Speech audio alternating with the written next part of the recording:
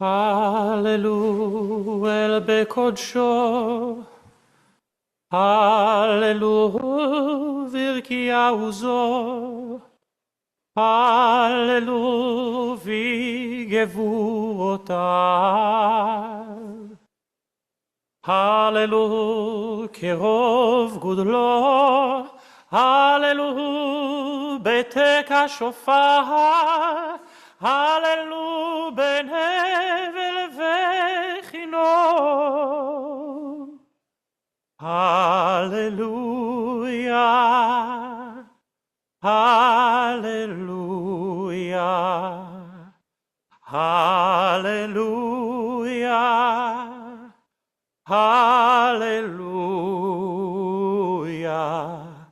hallelujah, hallelujah, hallelujah. Hallelujah.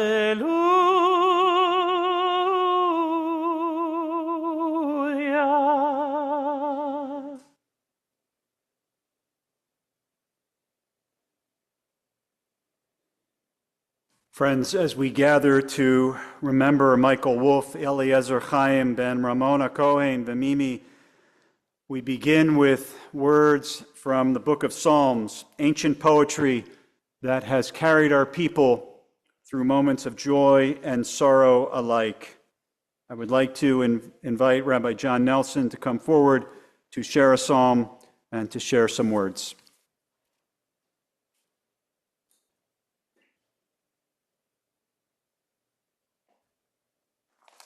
Thank you, Rabbi. Thank you, Cantor. That was beautiful. I want to welcome family and friends. It's so heartwarming to see you all filling our beautiful sanctuary. Our Jewish tradition teaches that true leadership is measured not by authority, by example. Today, as we remember our beloved Michael Wolf, we read the words of Psalm 15. Throughout a lifetime of service to his congregation, his community, and to the Jewish people, Michael exemplified the virtues this psalm teaches. He led not for recognition, but from a sense of responsibility. He spoke with honesty, acted with fairness, honored commitments, and treated others with dignity and respect. Psalm 15. Lord, who may dwell in your sacred tent, who may live on your holy mountain, the one whose walk is blameless, who does what is righteous, who speaks the truth from the heart, whose tongue utters no slander, who does no wrong to a neighbor and casts no slur on others, who despises an immoral person, but honors those who fear God, who keeps an oath even when it hurts, who lends money without interest and does not accept a bribe against the innocent. Whoever does these things will never be shaken. And on a personal note, again, looking out on our beautiful sanctuary, this is a place that Michael loved so much and helped sustain in so many ways. And it's a real testament to a wonderfully lived life that so many of you who loved and knew him are here with us today. And Michael was truly one of a kind. We're going to hear much more about him, and those of you who know him obviously know this. And I will miss him very much. I'll miss the many dinners we were able to share together. He did tell me one thing: you eat, I pay. I'll miss the conversations we had and the sage advice he gave. I'll miss his wonderful, welcoming smile. What a smile. I'll also miss his handshake. I love shaking Michael's hand, and for those of you who have the honor of having shaken Michael's hand, he had a wonderful handshake. He brought you in. It was the type of handshake my father hoped for me, and I'm still trying to master. But it was firm yet tender, confident yet nurturing, and Michael brought you in. He brought you into his circle. His greetings were never cursory or superficial. They were heartfelt, and you knew he was really listening to you. Michael was a mentor, along with Cynthia, and they readily welcomed a wayward traveling rabbi from the Boston area and helped mold him from a Yankee into a true Texan. And for that, I am truly grateful. And every Shabbat before Michael asked how I was doing, he always asked how my family was doing. That was the first thing. how my daughter was doing at school, what my sons were up to, if my wife was still putting up with me. Since my daughter attends LSU, we would often meet her in Beaumont, which is approximately halfway between where we live in Spring and LSU in Baton Rouge. And Cynthia and Michael were always gracious enough to let us park in their driveway if my daughter had to leave her car there. Michael was fine with the situation, but he had one request from my daughter. He told her, "I'm going to take all your LSU bumper stickers off of your car, and then you can park on my property." Well, she loved it. She didn't know he was kidding at first, but then we don't really know if he was kidding, but that's okay. But my daughter loved it. She loved him, as we all did. And I have to tell you, one of my real joys the past few years has been getting to know Michael, not just a congregant, but as a true friend. In fact, many of the jokes and humorous anecdotes I have imparted on you, our congregation, from the Beaumont were first tested on Michael at dinner. If he laughed, the joke was a keeper. If he gave me the thumbs down, which he did sometimes, I threw it in the joke heap for rabbis. Every time we open our beautiful ark, I do want everyone to see, I'm going to step aside, if you can see our beautiful railings here that Michael and Cynthia helped facilitate.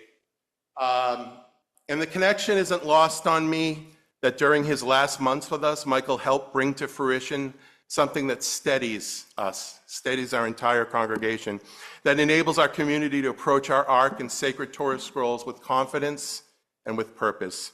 But that's such a big part of who Michael Wolf was and is.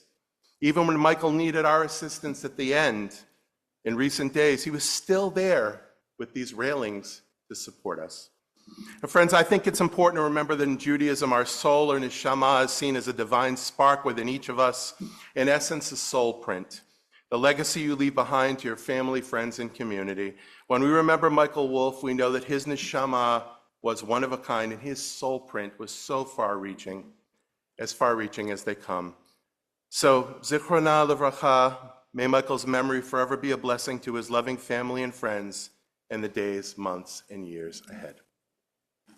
Thank you, Rabbi.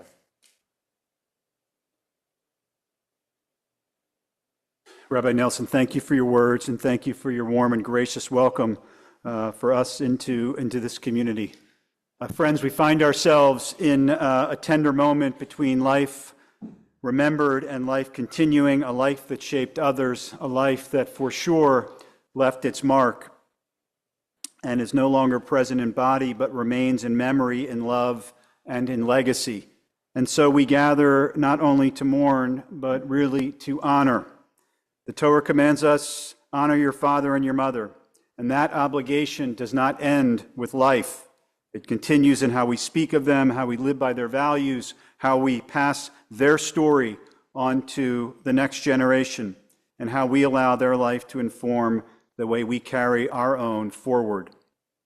And so with hearts full of memory, gratitude, and grief, we turn now to share words of remembrance, to recall who Michael was and what he taught us and what remains with us still. Cynthia, I want to invite you to come forward to share some words, and following Cynthia, Richard and Paulette, I'll invite you to come forward following Cynthia's remarks.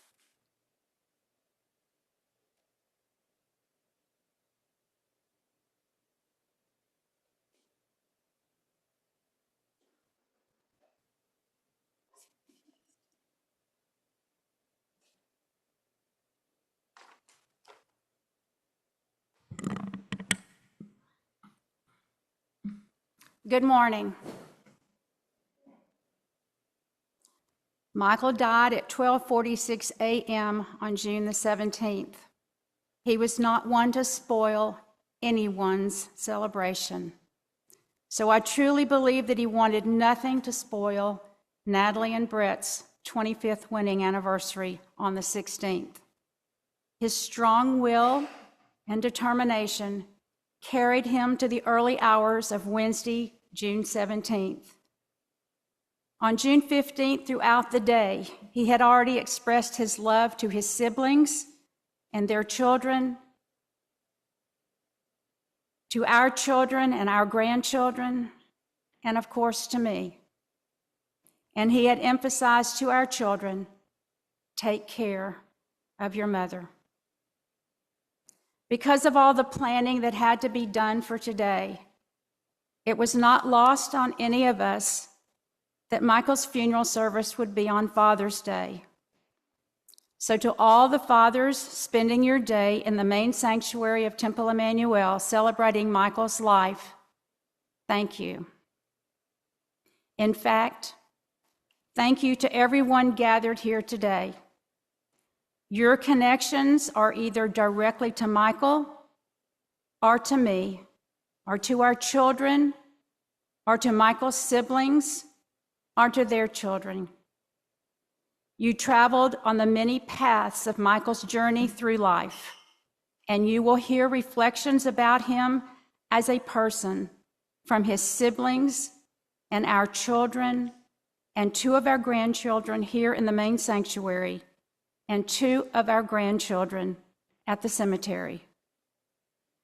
In advance, thank you to Paulette and Richard, Brian and Benjamin, Natalie, Sally, and Mark, who will speak in that order. And thank you to Truman and Ryan, who will speak at the cemetery. In the main sanctuary or in Cole Israel Chapel, Michael loved praying with Rabbi Nelson and singing along with him, or with soloist Angela Pickering or Noel husband Turner. When in New York, he loved services led by Rabbis Cosgrove and Zuckerman and the singing of the cantors, especially Cantor Schwartz. And when Michael closed his eyes during a sermon, no rabbi took offense. He did the same thing at the symphony. He just took it all in through his ears and processed it all the better that way. He had heard every word and every note. He would always say, "I'm not sleeping, I'm just resting my eyes." For many years, our seats were 7 rows back, just over there. But when I was president of the Board of Trustees, he sat on the 2nd row so that he could keep an eye on me and I could keep an eye on him. We are surrounded by where Michael so enjoyed attending services, by either being invited to the Bema to open and close the Ark, or holding the Torah during Kol Nidra service as a past president, or walking with the Torah during Simchat Torah. And last October, he did carry the Torah in the Simchat Torah processional because he said, "Hineni, here I am," like he did in every aspect of his life. He did it with strength, and he did it with love. On behalf of the entire family, thank you to all the medical professionals who cared for Michael, not just these last 6 months, but for almost 6 years. We also want to thank the army of prayers that were offered in Michael's behalf by family and friends, and by the clergy from all denominations who prayed for Michael and supported me and all of us during each part of this journey. And that includes rabbis and cantor and Jewish chaplains who serve in the hospitals, and those who reached out to him by phone, text, email, and for those who spent FaceTime praying with words and singing prayerful songs. Michael never complained. He was always positive. He was Mr. Optimistic. He had lost his ability to walk, but otherwise, I want each of you to know that Michael was still Michael. He was making plans for us to travel and to come home to check off his list of balancing the checkbook, getting everything ready to file our taxes, and doing his volunteer commitments. And he smiled the most beautiful smiles. But God had other plans for Michael, so he was guided to heaven to be with family. There was a side of Michael that most of you did not know. He was a very spiritual person. We want to thank those who did the mitzvah of Shmirah, guarding Michael's body from Thursday, June the 18th, just after midnight, when he returned to Beaumont after being cleansed and blessed and wrapped in a beautiful white shroud by the Hever Kadisha, and then driven by Waldman Funeral Home to Broussard's mortuary just past midnight until this morning. It is a mitzvah for which he cannot thank you. We are appreciative of Mike Getz and Marlene Swerdlow for coordinating so many of you. You honored Michael's wishes. Thank you to Jim Broussard, a fellow Aggie, and his entire team at Broussard's Mortuary for the hours and hours that they spent in helping us in so many ways.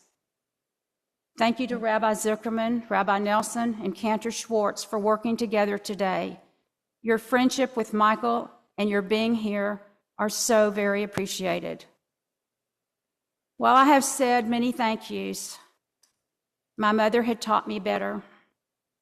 She always told us that a mitzvah requires no thank you, but she never said not to exercise it as an option.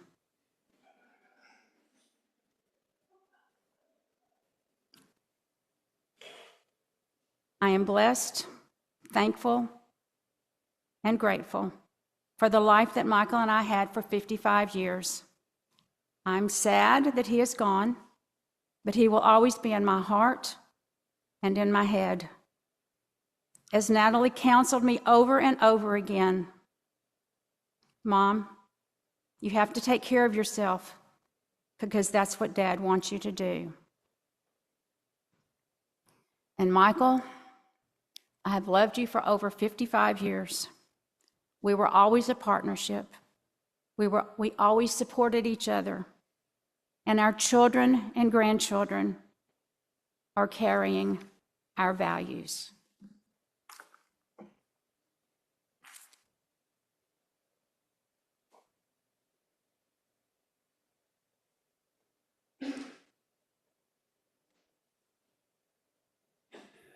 Cynthia, thank you. I'd like to invite Michael's brother and sister Paulette and Richard to come forward.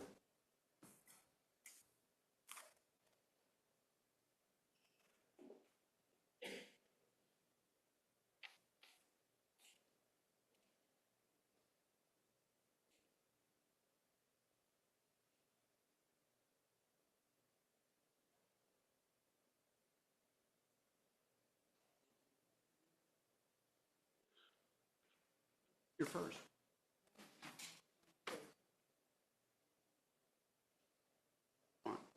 That's fine.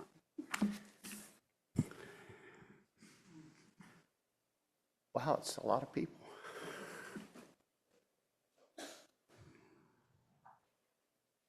Michael, my brother, and my best friend. You know, being the older brother to both my sister and me came with a great deal of responsibility. He was, as I call, the trailblazer of all the three of us. He was also the one giving out all the orders and telling us what to do. I remember he ordered me to get him something when I was very young, and I didn't. So he rushed over to get me, and he broke his little toe in the act. I got in real trouble for that. He was a bit bossy when I was in grade school, but with his leadership, he taught us how to do things.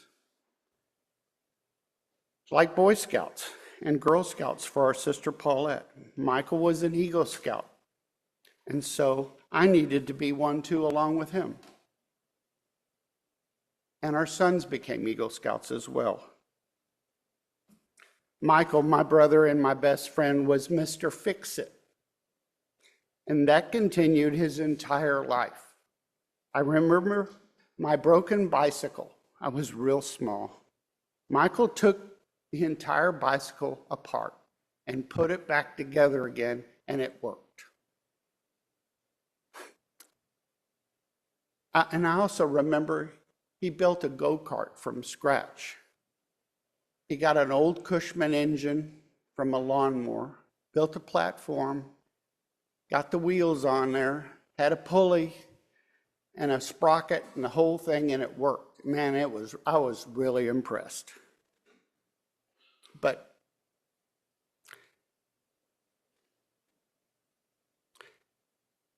so him being Mr. Fix-It, I never needed to be Mr. Fix-It. and I never fixed anything, ever, even to this day. In our early years, we spent a great deal of time hunting. We went frog hunting with lamps on our foreheads on the banks of the bay, or crabbing as a family with Michael and our dad as the bosses, and even fishing on Boca Chica Beach at the mouth of the Rio Grande, which is now SpaceX. On one of the outings, we got the company pickup stuck in the sand near the water's edge, and another time we capsized our sailboat in the bay. Michael helped us to find someone to get us out of the sand, and on the other occasion, he got a friend to tow us to the docks. As we got older, we got closer with each other, and the age difference really didn't matter anymore. Michael and I loved to hunt together. Deer trips, dove trips, duck hunting, and even pheasant hunting with our sons in Pierre, South Dakota.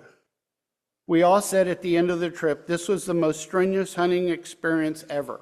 It was real cold, and the brush was up to our shoulders. But with hunting or fishing outings, Michael, Mr. Fix-It, always was in charge. He loved to make sure that everyone was taken care of, whether that was making sure that your fishing gear was put together correctly, or that the animal that we killed was taken care of in the right way. There was one other activity that Michael really enjoyed, and that was being part of the casino and shooting craps. Michael was part of a large group of joint friends who went to Las Vegas every February. Because one of our friends was a CPA, and that was right before tax season started. We went there for 15 or 20 years in February. Michael also had a local friend, Ronnie Spector of blessed memory, who would make the journey to Las Vegas with us and also join Michael to bless the tables in Lake Charles. And much later, he introduced the game to my Irene, who he mentored to learn the game, and he taught her the importance to buy the 4 and the 10 when it hit. He really got her hooked, and she loved his demeanor when they played together at the tables. Michael was amazing. He had no stress at the craps table. No, none at all, unlike me. There was Texas A&M and Aggie football. Since Michael got a finance degree, so did I in Aggieland. And later in life, we had season tickets to all the games. There must have been 150 to 200 football games that we attended together with our families. Since we were both involved in the Hillel at A&M, that was our meeting point and our parking spot for every game. I can remember the Aggie A&M LSU football game, I don't know, 7 or 8 years ago. Michael thought the game was over and the Aggies were going to lose. And he started to walk out of his seats to the concessions, and I yelled at him to come back. And he did, only to find that A&M would win after 7 or 8 overtimes. And there were road games to the Cotton Bowl or to South Bend that were also memorable. We went with one of his Aggie buddies. But that's what good brothers do with each other. Michael, my brother, my best friend, was also a good counselor and confidant. We would talk to each other about the state of our lives, struggles that we both went through. Nothing was withheld, as our trust in each other was based on a strong bond. We would call each other Schmo when it was warranted or when we needed to lighten things up. He was always easy to talk to and to give guidance. Michael, my best friend, my brother, was a role model who would follow who followed our parents to be leaders in communities and to lead. He was also a role model in giving. I will never forget what he said to me when I started to retire. He said, "Don't reduce your giving when you retire. You'll see that you can still do it, and the organizations and people depend on it." He was always someone you could depend on and to make the right decisions to help organizations or individuals. Michael, my brother, my best friend.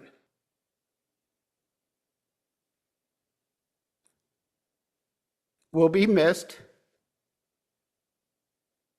but the world is a better place because he was there, he was here, and he left an indelible mark on it.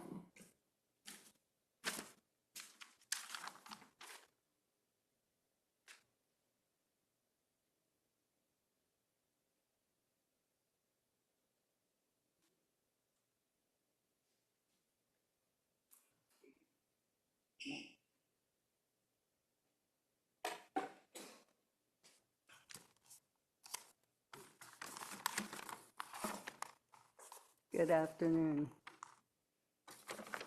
I'm the middle child. Michael's the oldest.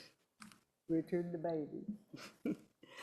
What can I say in a few short minutes when I've spent a lifetime with my big brother? Our parents leave us too soon. Our partners come later, but the persons who have been there from the beginning are our siblings. They are the only people that have seen every version of yourself, your childhood, teen years, and older wise self. They understand what it feels to grieve your grandparents and your mother and father. I vividly see Michael through all these three stages, and he saw mine. Michael, in our first house, would prowl around the neighborhood with his bow and arrow in the evening until dark, hunting for frogs. We lived near what's called a resaca, so there must have been a lot of frogs around. I'm sure Mom did not cook these up, but she did cook up all the quail, white-winged doves, and deer from him, for sure. Everything in our younger years was about sharing, especially with a one-bathroom house. And we had to double up on bedroom. Richard lived in the same bedroom as Michael, and I lived in the same bedroom with a housekeeper. When Michael had, so we had to share. When Michael had his tonsils out, somehow that meant all three of us had to share his pain. We had to get ours out, even though we didn't need it. Our parents must have gotten a 3-for-1 deal, is all I can say about that. And when Michael got the chicken pox, our mom put us all close together so that the three of us definitely had the chicken pox Richard and I, right after Michael. When Mom and Dad were out one New Year's, we created our 3-man band on the front porch with his trombone going and us beating on pots and pans. We were a ruckus for the neighborhood to hear. Michael got his first job on a paper route, but somehow it became my job to get up with him at 5:30 in the morning to roll and rubber band that big Sunday paper. I guess I got him back because he didn't like the way I washed dishes, so he took over the job. He did not like the way I washed dishes. He was the leader of our pack of 3 children, and being the oldest, he knew a little more and guided us.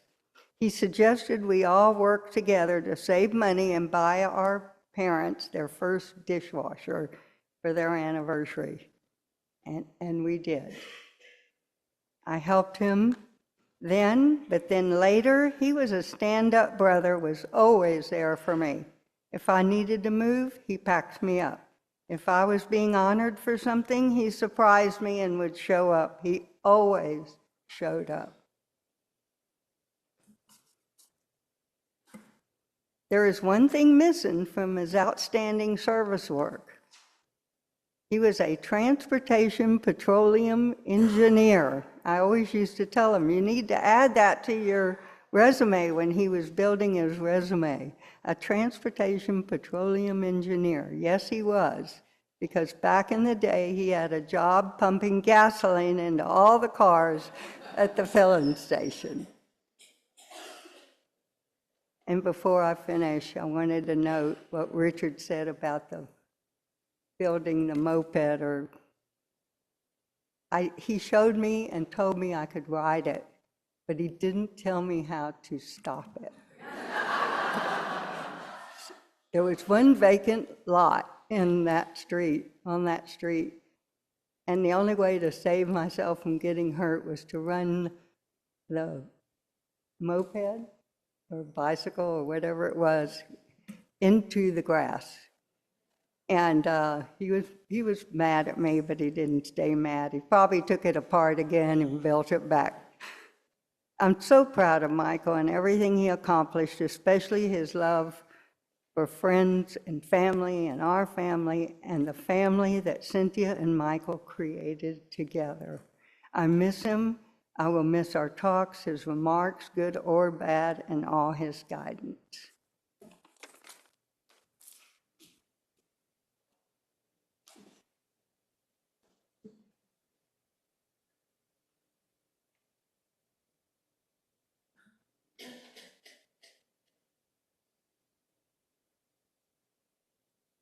Richard and Paulette, thank you for your words. I'd like to invite Michael's grandsons, Brian and Benjamin, to come forward to share some words.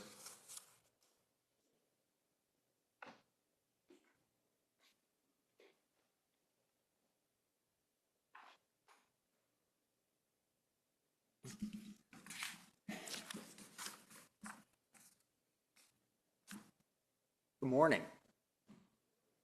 When Bear Bryant left College Station to take the head coaching job at Alabama in 1958, it seemed as though the glory days of Texas A&M football had come to an end. Bryant, who went a combined 24-5-2 in his final 3 seasons with the Aggies, led the 1957 team to their first #1 ranking since 1939, still the program's last national championship. When Pops arrived for undergrad at A&M, the team still had not found its way back to the top. In the first 2 years on campus the Aggies went 3-16 before the arrival of a new head coach and Bryant's disciple, Gene Stallings. In '67, the year Pops graduated, Stallings' Aggies started 0-4 before winning 6 straight, taking the Southwest Conference crown and earning a trip to the Cotton Bowl, where Bryant's Crimson Tide stood at the waiting. Alabama entered the day 7-point favorites, but proved to be no match for the Aggies, who took a 20-16 victory, after which Coach Stallings was carried off the field, but not by the players as one would expect, but by the Bear himself, an image in time that Pops spoke of for many years to come. A season ticket holder since the mid-90s, Pops' admiration for Texas Aggie football was second to none among any fandom for any team within our family. And it's without shock to anyone that bar remains quite high. He took us to our first game at Kyle Field in 2011, which happened to also be the last matchup between A&M and in true Pops fashion, TU, until 2024, a game we also attended together with our family. Whether in College Station or on TV, we have incredible memories singing and cheering on Aggie football together. Pops never got to see the Aggies win a national championship, but it was only fitting that his final game in attendance at Kyle Field was the program's first in college football playoff history this past December. On any given night, you could call Pops at home, the office, or his cell, and he'll first ask you if you watched the ball game last night. We did not always know which sport he was talking about. The man seemed to have followed every Aggie sport, whether it was football, baseball, softball, volleyball. He was always eager to cheer on his alma mater. He was also the first member of the family to watch basketball on TV, an art I have taken aim at mastering over the years. In fact, I remember watching my first NBA Finals with him by my side. He spoke of the countless nights he spent through the 70s and 80s watching his Lakers. He wasn't a bandwagon at all. And it's especially prevalent now, as last Friday I got to visit Pops in Houston on my way to seeing the Knicks win a championship of their own in San Antonio. We've been so lucky to have our grandfather in our lives for almost 21 years. Over those 21, we did so much together, and we have so many memories that we will cherish forever. In 2017, Brian and I flew to Texas for a 10-day road trip across the state with our grandparents.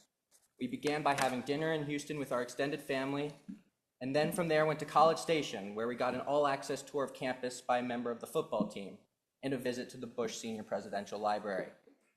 This was followed by a visit to the Dr. Pepper Museum in Waco.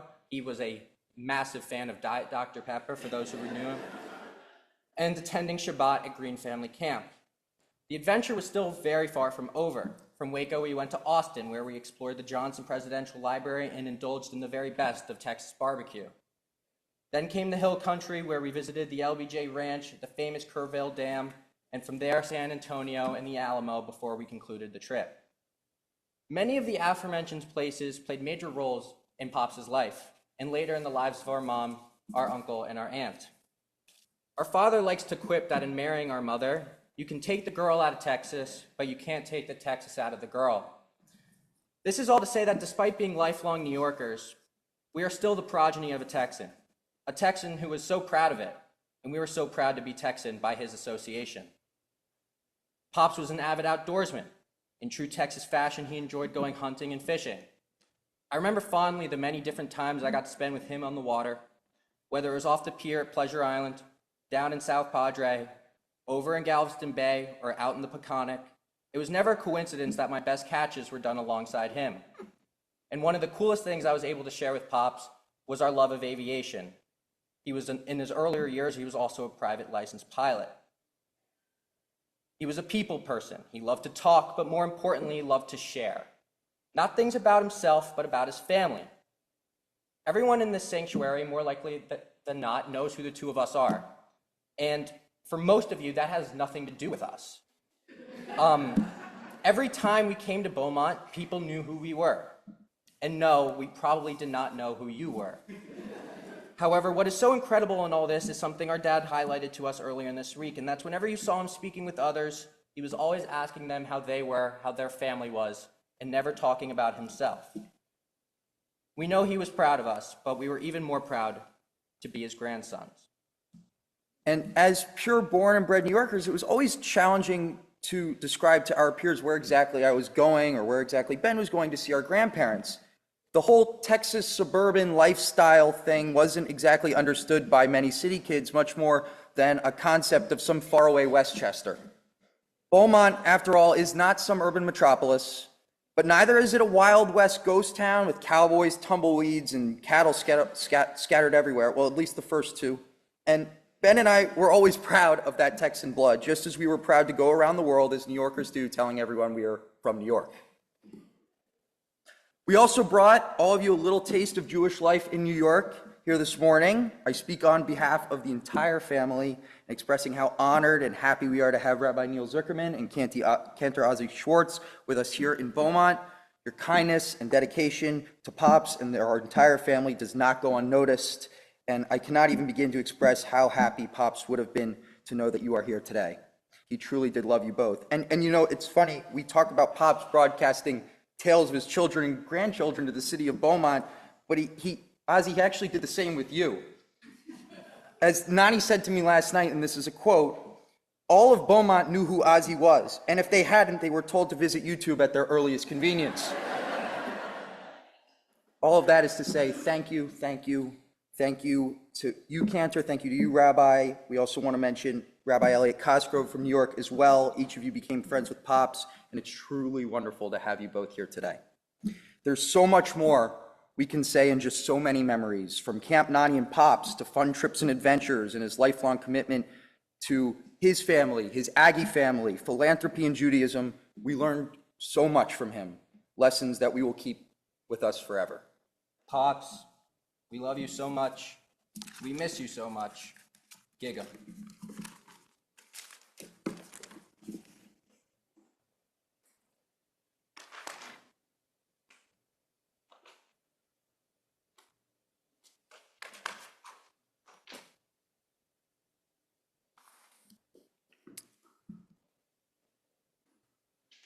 Thank you, Brian and Benjamin. We're now going to turn to Michael's children. I'm going to invite Natalie to come forward, followed by Sally, and then Mark. Natalie?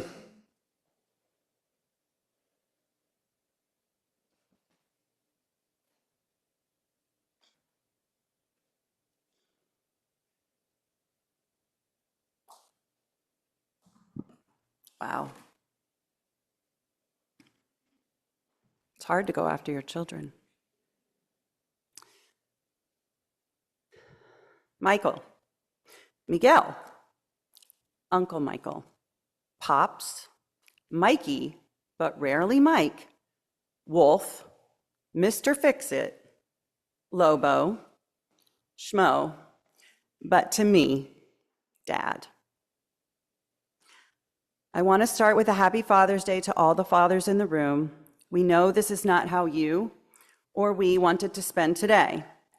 Perhaps it's tragically poetic or perfectly ironic. Dad, I know you liked a good celebration. Well, you certainly have a front row seat at this one. Mom expressed our collective thank yous, as did my boys, but I especially want to thank my friends, Rabbi Cosgrove, Rabbi Zuckerman, and Cantor Schwartz, my clergy team, who have supported our family for years, and especially during Dad's health issues in 2021, that was Rabbi Cosgrove's trip to Beaumont, and these last 6 months. Neil and Ozzy, as my friends, between you, you have 10 children, and it is not lost on me that you are both here supporting us today. As Rabbi Zuckerman always tells me, this is the life we have chosen. It has given my mom and family comfort, knowing you will ensure Dad will have a traditional and meaningful farewell. Everyone here knows that Dad and I were very close. I'm so lucky that Dad gave me 52 years of material to work with. I know that Dad's parents made an indelible imprint on him and his siblings because he passed those down to us, with Poppy serving in the Army and Mimi being rescued during the Holocaust and coming to America. That combination provided a foundation of civic duty, service, Jewish faith, commitment to community, and putting family above all else. I remember when Dad worked long hours at the Boston store in the White House, smoked a pipe, and grew a beard for Tex's 150th birthday. I also remember Dad transitioning to work in insurance and investments, leveraging all his people skills, caring for each of his clients and their families, many of you who are here today. I remember long Bernstein Bear trips in the car, Mom with that triptych in hand, and Dad literally driving us around the country. Yellowstone National Park, Branson, Missouri, Opryland in Nashville, and so many more wonderful destinations. I remember attending the longest Major League Baseball game at the time in 1989 at the Astrodome. Dodgers at the Astros, 7 hours and 14 minutes, way into the middle of the night. We even got certificates for it, and we still had to drive back to Beaumont when the game was over. I remember going fishing at the Cut, but not just a nice afternoon of fishing or crabbing. We went overnight fishing. Dad excelled at detangling our line with one hand and catching a fish with the other. Well, sometimes we caught fish, and sometimes we purchased it at the Seafood Lover on the way home.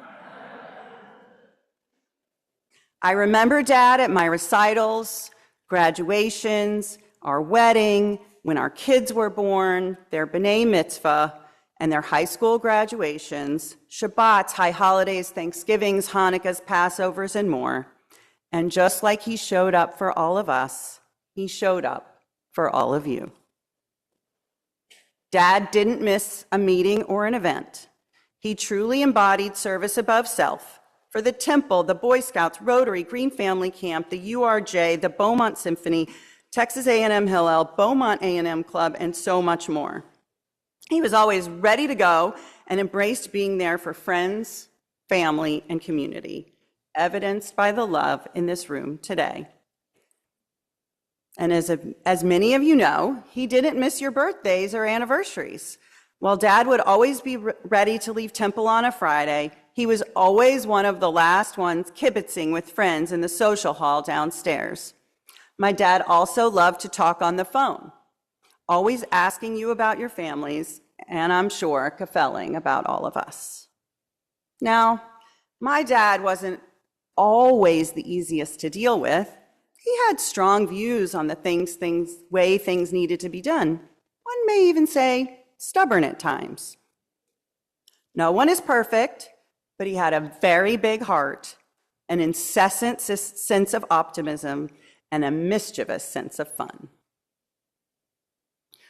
While I have many things I am thankful for, I want to share a few with all of you. Dad, I'm thankful you never realized I partially refilled your tequila and vodka bottles with water in your bar. My high school friends are forever grateful. Dad, I'm thankful that you allowed me to go to Vinton, Louisiana on Saturday nights, knowing that no one would drink and drive, but everyone would dance. I kept my end of the bargain. I'm not sure you actually remembered it every night, but I did wake you up when I came home as you snored like a freight train in your big green easy chair. Dad, I'm thankful that we shared the love of playing craps, even driving to Lake Charles on a random afternoon or an evening after dinner just to bet on your 6 and 8 and Papa's 5 and 9, the hard ways and the C&E, but only on the come-out roll. And Dad, I'm thankful we shared our love of gumbo, Mexican food, home-grilled steaks, you did teach me how to barbecue, and chocolate. Chocolate fudge, chocolate candy, chocolate ice cream, chocolate cake, chocolate sauce, basically anything chocolate. Dad, I'm thankful you embraced Brett as a son and a friend.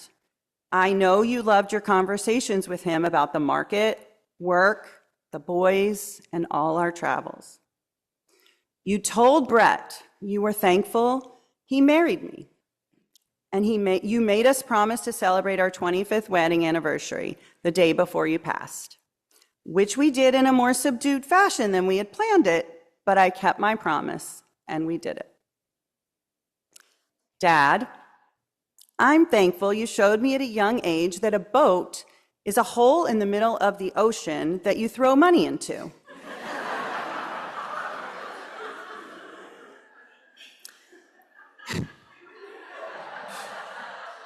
Brett said the first time we went out on your boat, the trailer broke, and Mr. Fix-It, i.e. Dad, to the rescue.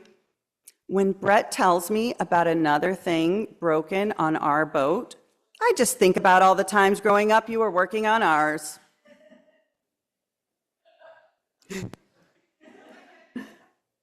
Dad, I'm thankful that you encouraged me to be a football fan. All of those Sundays watching Tom Landry's Cowboys. Yes, we watched the Lakers. And all the Saturdays we enjoyed cheering on the Aggies at Kyle Field. Always parking at Hillel, of course.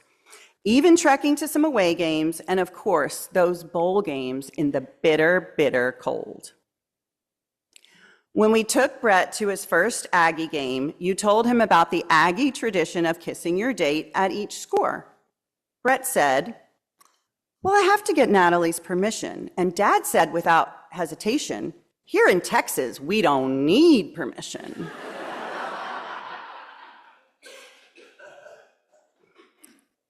Dad, I'm thankful for the time you spent with Brian and Benjamin in New York, Beaumont, the Hamptons, Galveston, Miami, and so many fun cruises and trips throughout their 21 years. You even taught my children how to ride bikes, holding the seat and then walking behind them on our street in the Hamptons over and over and over until they got it, just like you did for us when we were kids. Mom helped too. Dad, I'm thankful we shared many milestone moments, so many. Your 40th when you tended bar for your own party, your 50th at Guido's in Galveston. We think your 60th was in the Hamptons when the boys were babies. And of course, your 70th in South Padre Island. But I'm especially grateful that we got to celebrate your 80th birthday and your and Mom's 55th anniversary last year as a family in Mexico, and that you were at my birthday dinner this past fall, laughing at the Jewish comedian Modi. None of us have ever heard someone laugh so hard at a joke about colonoscopies. Dad, I'm thankful that you and Mom gave us such a wonderful foundation of Jewish tradition and family values. This temple was our first home, and thankfully you and Mom gave us the gift of going to Jewish camp, a gift that we also gave to our children. You were so proud when I became president of our synagogue, I believe the 16th member of our family to do so, and you were especially proud of Mom for being number 17 right here in Beaumont.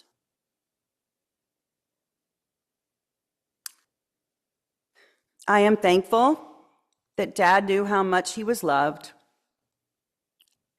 and we know how much he loved us. There was nothing left unsaid.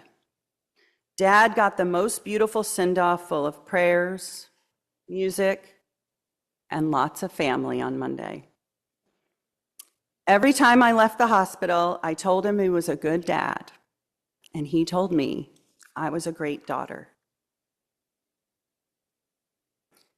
Some of Dad's last words to us on Monday will be my last words today. We have a great family. I am so proud of the family we raised. I'm in love with your mother so much. Take care of your mother. You guys and our grandkids have been the loves of our lives. Dad, you lived a vibrant life full of legacy and purpose. Your memory is a blessing. I know you love me, and you know I love you more.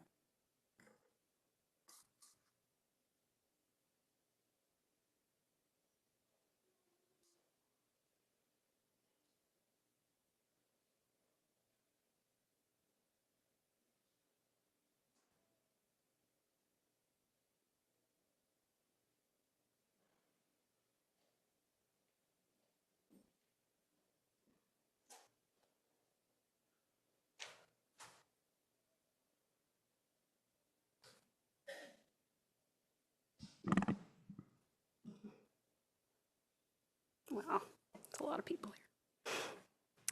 My dad showed his love through actions. He was a man of routines, details, and devotion. He showed up, taught, fixed, planned, and paid attention. He knew where we were going, how much something would cost, and for the most part, exactly how to get there.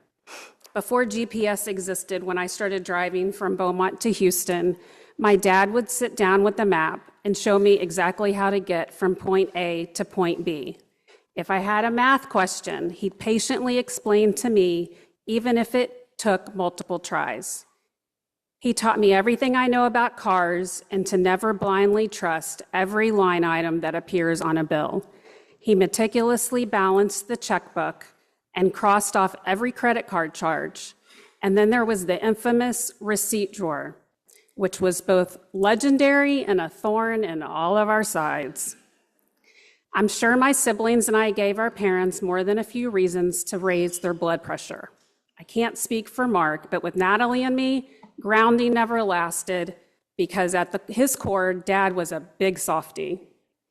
Dad was happiest when he had something to do. Every weekend came with a list of errands, and crossing things off that list brought him so much satisfaction. He loved filling the bird feeders, tinkering around the house, and finding little things that needed attention. And when he and my mom came to Houston, I always made sure I had projects waiting for him because I knew he loved being helpful. Looking back, I realized those weren't just chores or projects. That was one of the ways my dad took care of the people he loved. He also had a great sense of humor. When I wore a short skirt in my 20s, he'd ask if I got it for half price because half the material was missing, or he'd say he would have paid for the entire dress. It has been especially meaningful watching my dad become pops to Ryan and Truman.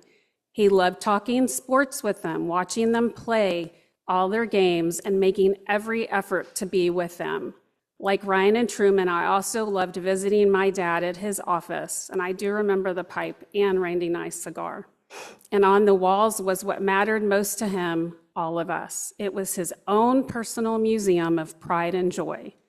One memory I'll always treasure is when Truman took my dad fishing last year in Galveston. They were so cute together, the two of them walking out the door with their fishing gear. In December, the three of us took my dad to the Texas A&M Miami playoff game. We had no idea it would be his last game he'd ever attend, but it was so perfectly him, staying until the final second because he was never leaving early. Since his heart surgery in 2021, these last years have felt like bonus years. We almost lost him then, so every game, every fishing trip, every holiday, and every ordinary day since then has felt like a gift. And while we're celebrating my dad today, I'd be remiss if I didn't acknowledge our mom. Her strength, devotion, and unwavering care for our dad over these last few years, and especially these last few months, have been extraordinary. She has been his greatest advocate, partner, and source of love through it all. The thing I'll miss most is simply being able to call my dad. He always answered, and somehow he could read exactly how I was doing emotionally without me ever having to say a word. I'll miss the little things. Walking into my parents' house and seeing his old brown briefcase that he never wanted to replace. I mean, it's Father's Day week, never won Father's Day. Anyway, it was always sitting on the bar stool, waiting for another work day. His laugh, his steadiness, and the comfort of always knowing, he was always there. My dad taught me how to get where I was going long before GPS existed. More importantly, he taught me how to quietly show up for the people you love. There's no Kleenex. He spent his life taking care of those people. He taught me how to quietly show up for the people you love. He spent his life taking care of those people, and what a gift it was to be one of them. Thank you, Dad. We'll miss you every day.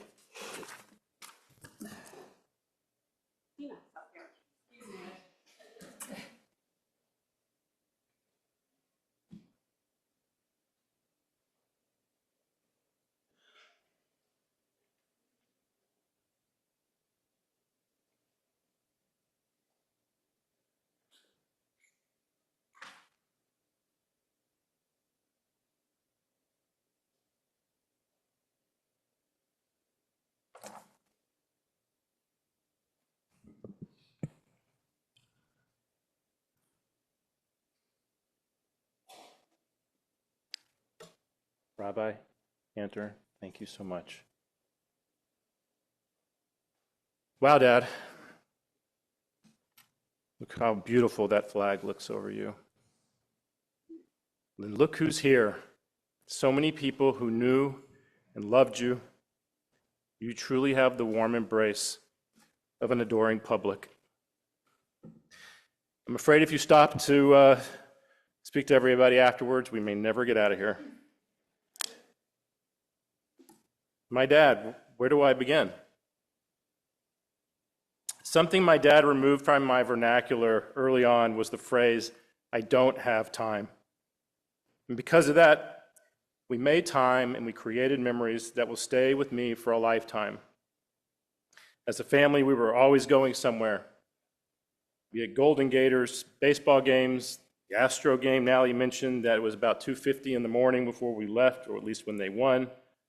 The Berenstain Bears vacations, and I will always remember that fuzz buster attached to the dashboard that sounded off whenever any bears or cops were in the vicinity.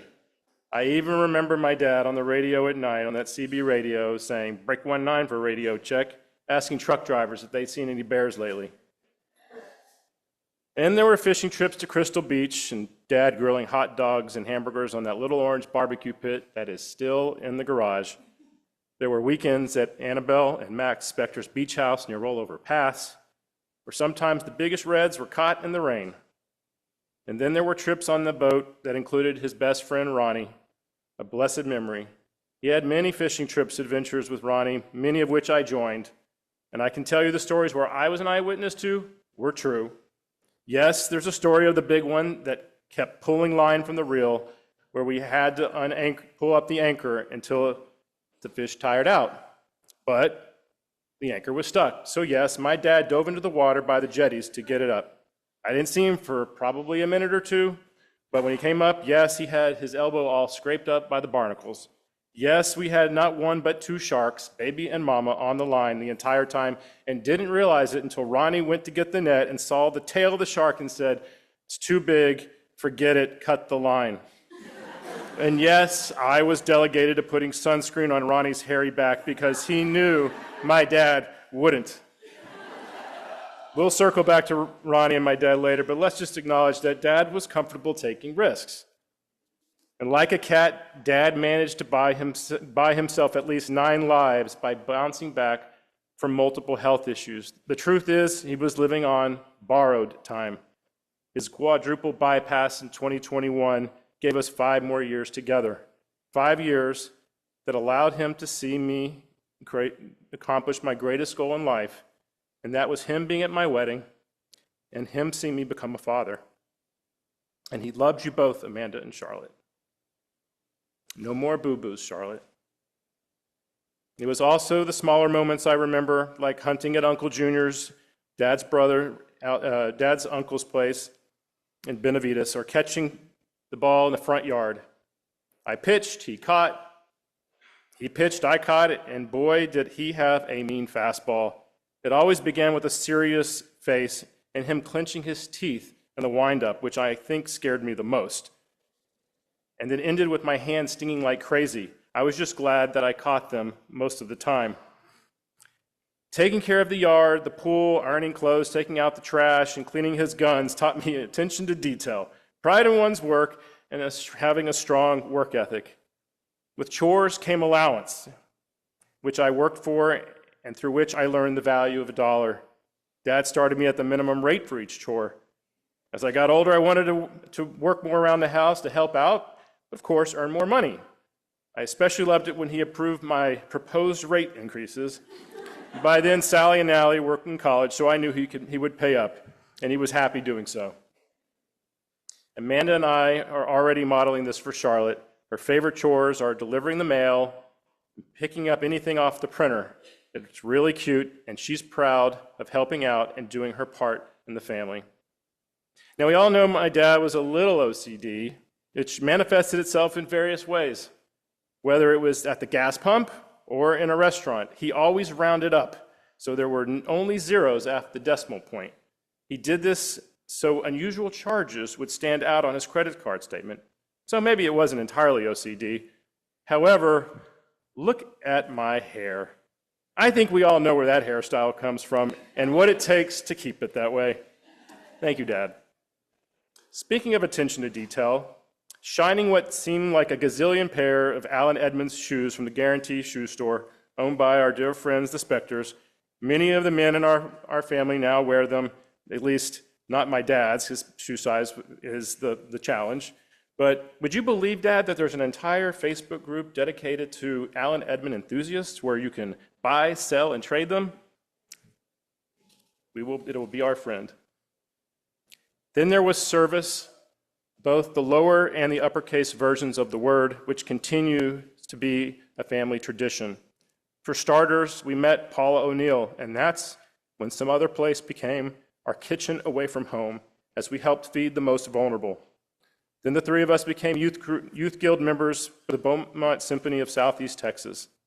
And next came Rotary, when he continued to model service above self for all of us. I'm not sure if they still do this at the weekly Wednesday meetings, but we all remember the whistling whenever Dad introduced us as his guests. I didn't know what it meant as a kid. I do now. Dad showed up for family. He showed up for friends. He showed up for community. My sisters and I always remember him as the dad who made the time to pick up the phone, though he also reminded us that it worked both ways. Growing up and throughout life, he showed up near and far for our activities, our simchas, and later for his grandchildren, even when Zoom was all he could manage. If we called with troubles or concerns, he and Mom always seemed to make things better. And while we're talking about family showing up, I want to thank my brother-in-law, Brett. Ever since he and Nally married, he has always been there for us. Truth be told, I've never really thought of Brett as just a brother-in-law. He's been more like a brother to me, especially during these past months. He has been incredibly supportive of all of us. He understands me all too well because we both share the special bond between having a father and a son, being the sons of fathers. Dad always believed family shows up when it matters most. And Brett has certainly done that in spades. I love you. We will always be grateful for everything you have done. Dad even had a knack for remembering birthdays and calling people. He's invested as much effort into our friendships as he did into us. And that's a testament to why so many of our friends, near and far, are here today. Nathan Phillips, one of my three old ladies, and for the 2% of you in the room who are not Aggies, that is what we call old roommates at Texas A&M.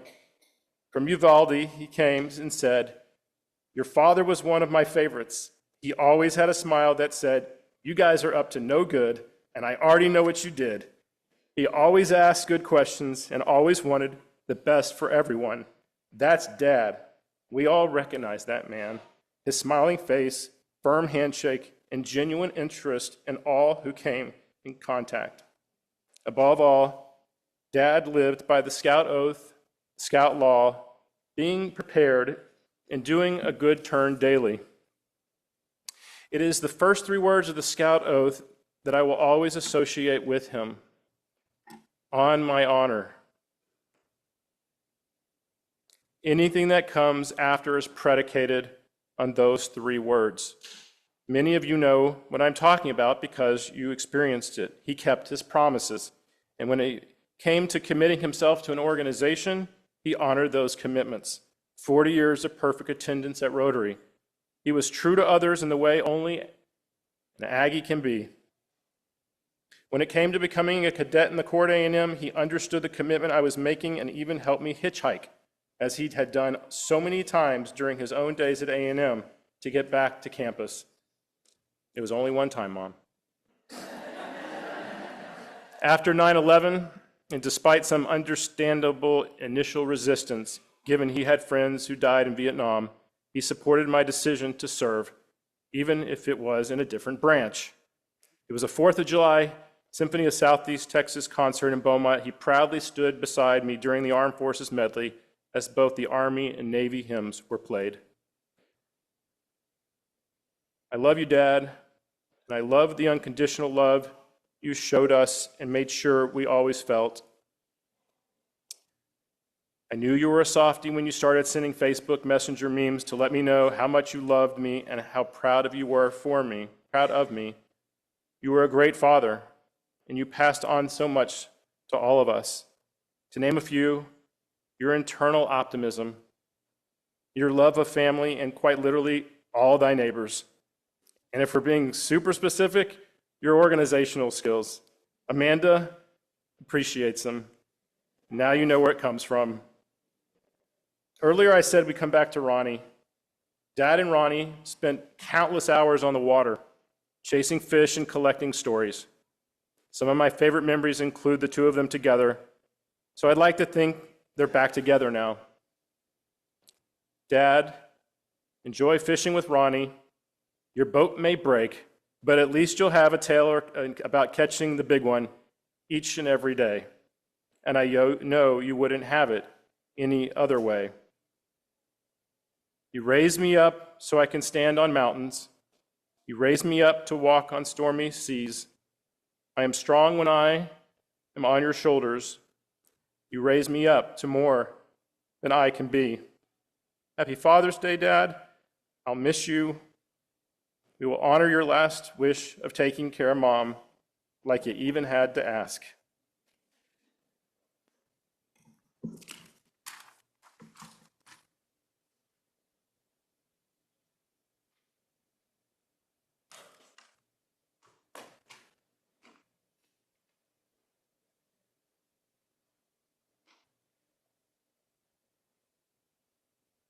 When I am down and oh, my soul so weary, when troubles come and my heart burdens me, then I am still and wait here in the silence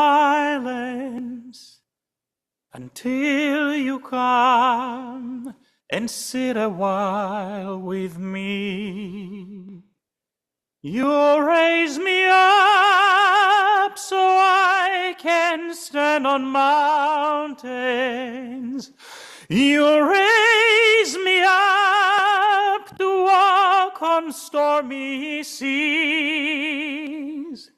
I am strong when I am on your shoulders. You raise me up to more than I can be. There is no life without its hunger. Each restless heart beats so imperfectly.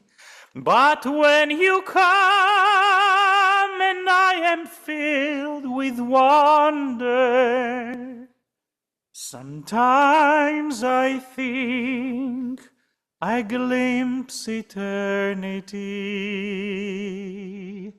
You raise me up so I can stand on mountains.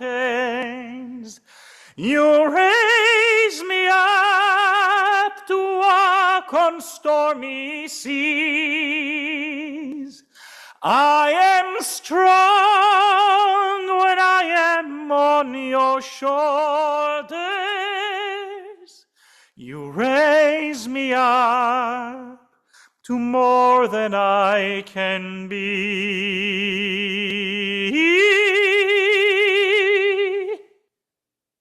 You raise me up to more than I can be.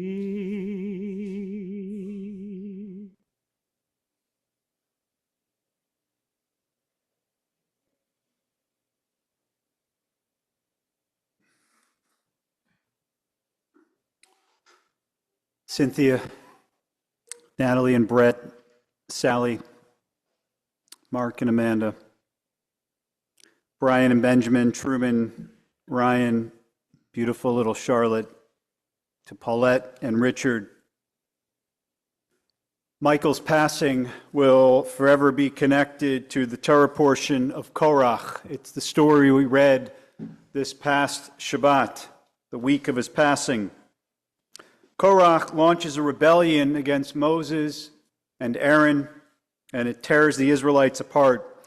And as a response, the earth opens up and swallows Korach and his followers in really one of the most dramatic scenes in the Torah. And yet, remarkably, it does not end the conflict. The very next day, the people continue to complain.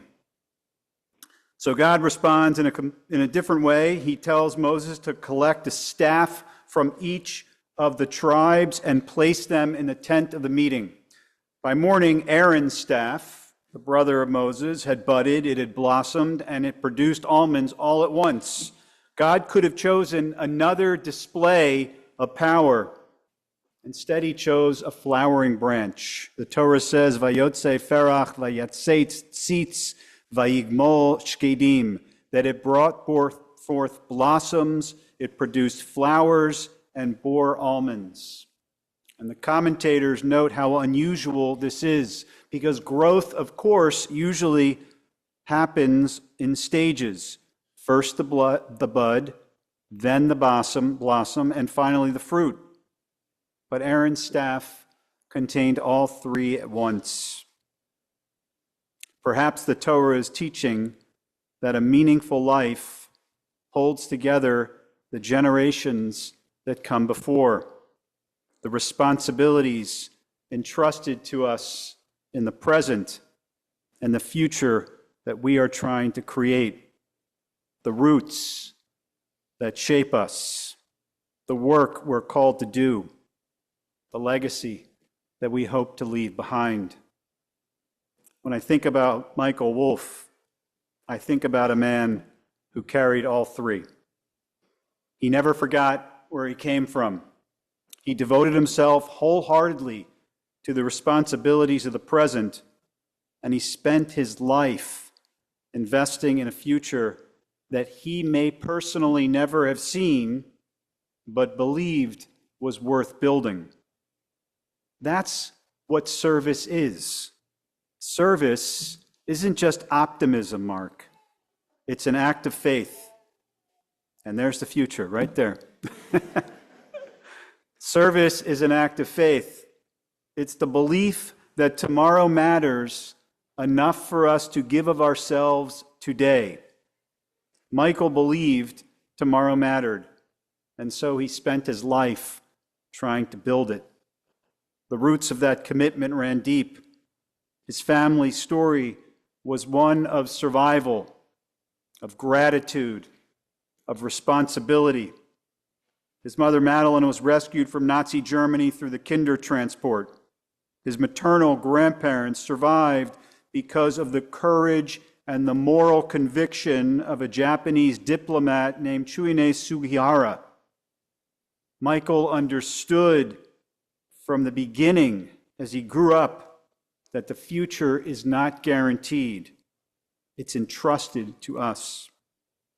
He also learned from his father in Brownsville a deep sense of obligation to community and service. Natalie, you told me that so much of what defined your father was modeled by his father, who believes that when a community needs you, you step forward.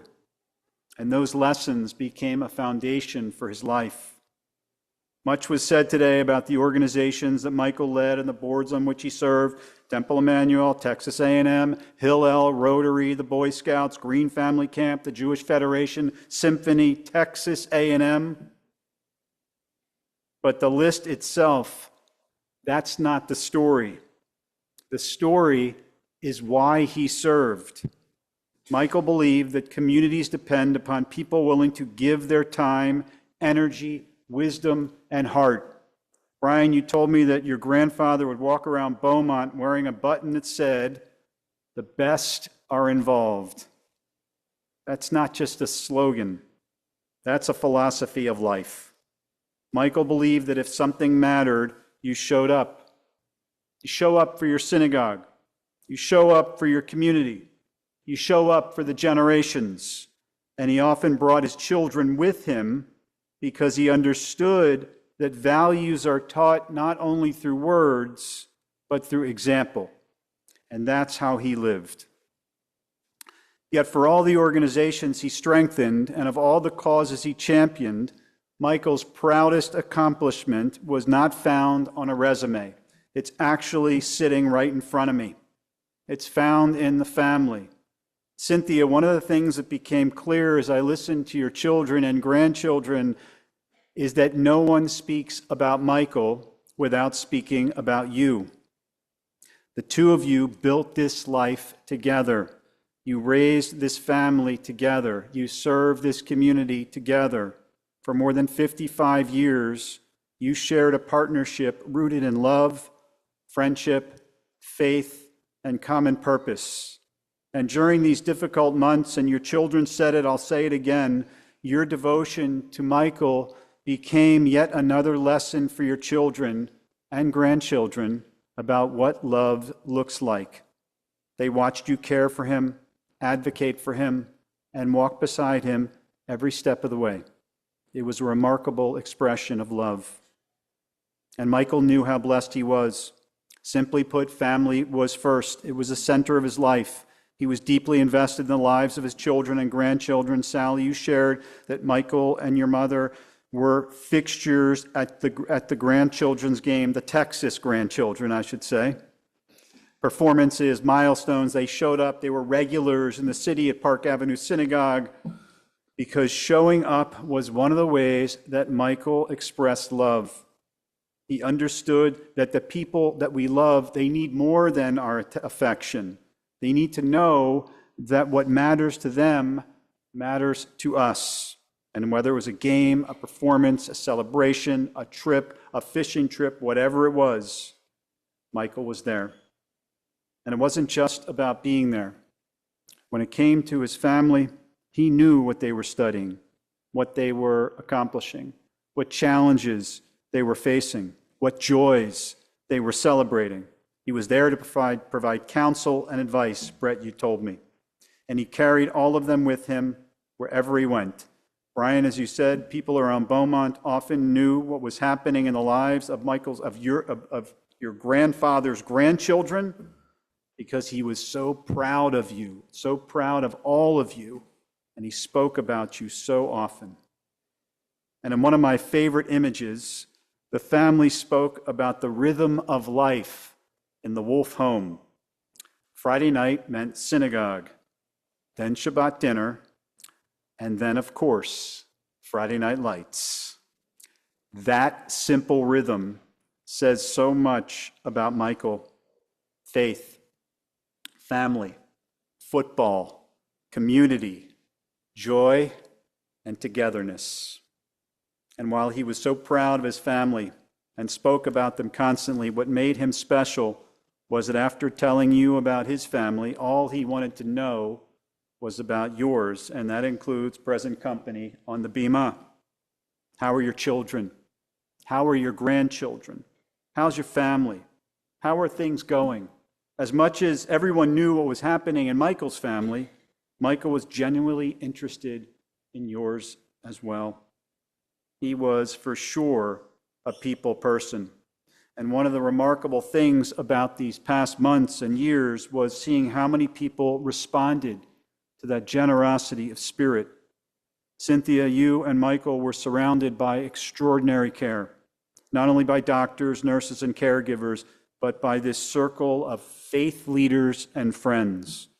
And it's worth noting that here today, I know are rabbis, ministers, pastors, leaders from all kinds of faith traditions who prayed for Michael, who checked in with you, Cynthia, and carried this family in their hearts.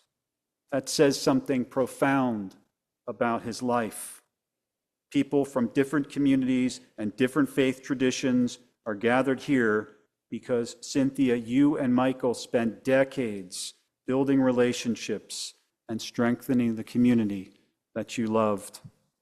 And today, those relationships have shown up for this family in this hour of sorrow. Natalie, Sally, Mark, today, of course, is Father's Day, and you were blessed with a great one. And one of the profound blessings of your father's life is the values he cared about most are already alive in you and your families. Natalie, it's striking to hear out loud that when you served as president of Park Avenue Synagogue, you became the 16th, and then, Cynthia, I think you the 17th member of this extended family to serve as president of a congregation. And you are hardly alone. Sally, for more than 25 years, you have devoted yourself to nonprofit work in Houston and to Jewish communal life through the AJC. Mark, you've carried forward that same commitment to service of this country, of our people, both within the Jewish community and beyond. And I will add that when my son became an Eagle Scout, you showed up to present him with that honor. Each of you, you learned these values from your parents, and now you are passing them on to your children. That is Aaron's staff, the bud, the blossom, and the fruit. One generation nurturing the next. One generation planting seeds whose harvest they may never fully see.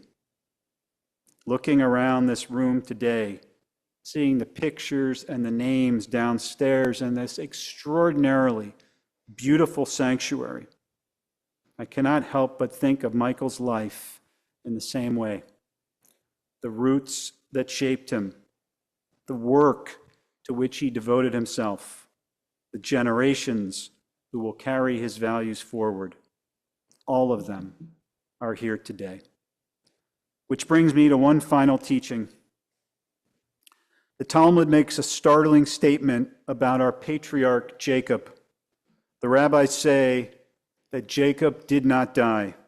And immediately the obvious objection is raised. Of course he died. The Torah records his death. We read about it. It describes the mourning. It describes the funeral. And yet that original statement will stand. Jacob did not die, because as long as his children and grandchildren carry forward his values, his teachings, and his example, some essential part of him remains alive in the world. The same, of course, can be said of Michael Wolff. He lives in the institutions that he strengthened. He lives in the friendships that he cultivated. He lives in the communities he helped build. And most of all, he lives in all of you. There will come moments in the years ahead when one of the grandchildren faces a challenge and wonders to yourself, what would my grandfather say? There will be moments when one of you finds yourself serving your community, gathering around the Shabbat table, helping a neighbor, fixing a boat, or stepping forward because something just needs to be done. And you might have questions, and you might need that wise counsel. And in those moments, you will hear Michael's voice because he taught you well. The answer will often already be there in the values that he lived, the example that he set, and the life that he built. Remember always what was central and essential to your father and grandfather's life: faith, Aggies, family. Faith sustained him and led him to a life of service. The Aggies connected him to lifelong friendships and values. And family. Family was the great joy around which everything else revolved. Our task now is to pick up the mantle, and it's a big one, that he leaves behind, to continue the work, to strengthen the communities that he loved, to cherish family as he cherished family, to show up, to serve, to build, and to care. And in doing so, to ensure that the blessings and blossoms and fruit of Michael Wolff's remarkable life continue to flourish for generations to come. Tehi nishmato tzura b'tzura chaim. May the soul of Michael Wolff, Eliezer Chaim ben Ramona Cohen Bemimi, may it be bound up in the bonds of life. May he rest in peace, and may his memory be an eternal blessing.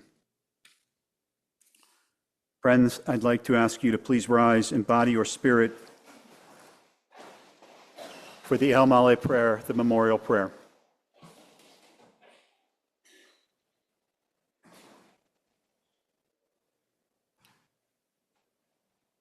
אל מלא רחמים, שוכן במרומים, המצא מנוחה נכונה על כנפי השכינה, במעלות קדושים וטהורים, כזוהר הרקיע,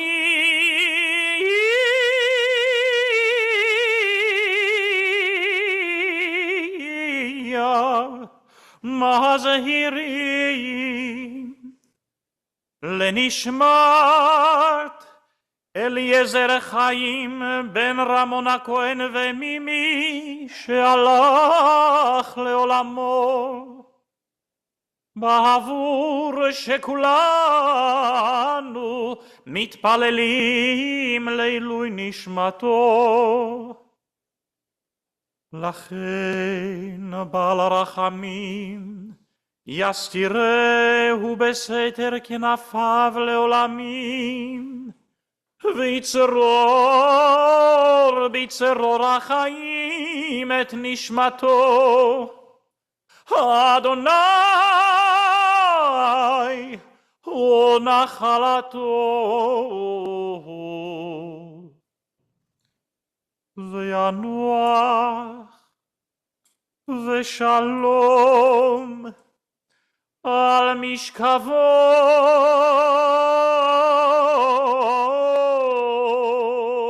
ונאמר Amen.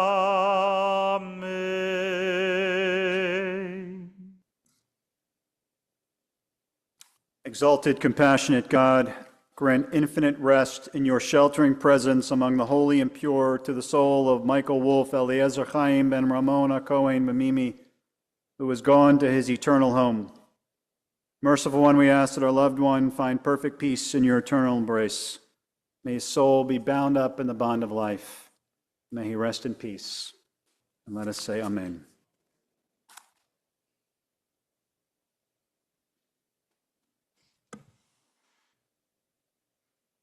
Some may boast the prowess bold of the school they think so grand, but there's a spirit can ne'er be told. It's the spirit of Aggie land. We are the Aggies are we.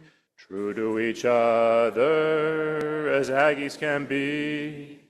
We've got to fight, boys, we've got to fight. We've got to fight for maroon and white. After they boosted all the rest, they will come and join the best. For we are the Aggies are we. We're from Texas AMC. TEXASAGGIE.